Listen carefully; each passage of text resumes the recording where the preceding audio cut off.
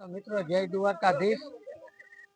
પક્ષી ઘરે આપને જુઓ મહેમાન પધાર્યા હે અને આ ચણના બાટકા હારે હે।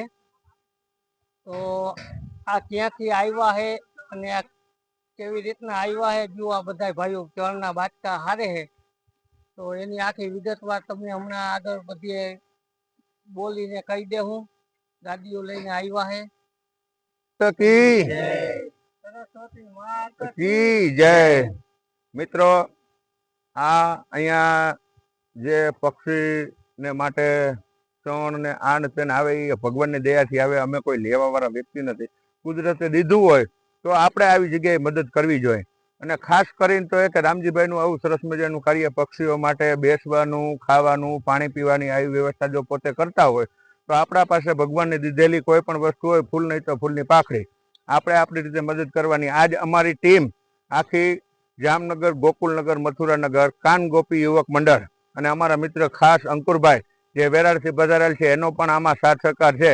અને અમારાથી જે થાય એ મદદ અમે કરી છીએ। અને તમે પણ કોઈ પણ આ વિડીયો જોવો, શેર કરો, સબસ્ક્રાઈબ કરો, લાઈક કરો અને આમાં થાય એટલી મદદ કરો। બોલો ગૌ માતા કી, સરસ્વતી માતાની।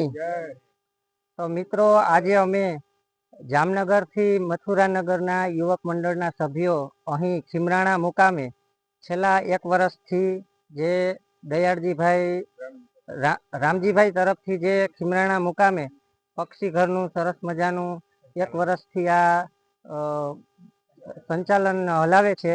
અને અવનવા પક્ષીઓ દૂર દૂરથી આવી અને એના માટે ચણની વ્યવસ્થા કરે છે। કોઈ પક્ષીઓ ઈજાગ્રસ્ત હોય તો એની પણ એ સારવાર કરે છે। તો અમારું કહેવું એ છે કે આજુબાજુના ગામ લોકો પક્ષી ઘરની મુલાકાત લે અને એ લોકોને સપોર્ટ કરે। બોલો દ્વારકાધીશ કી જય।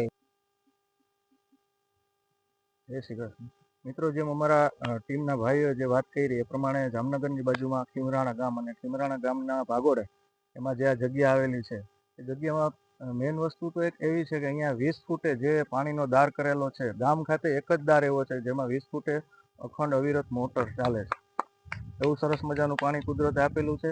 અને અહીંયા જે કાંઈ પક્ષી ઘરની સેવા આપે છે એ અમારા જ્ઞાતિભાઈ શ્રી રામજીભાઈ કટેસિયા, જોકે કટેસિયા છે એટલે મને પણ મારા જ્ઞાતિભાઈનું ગૌરવ છે અને એ આવું સરસ મજાનું કામ કરે છે।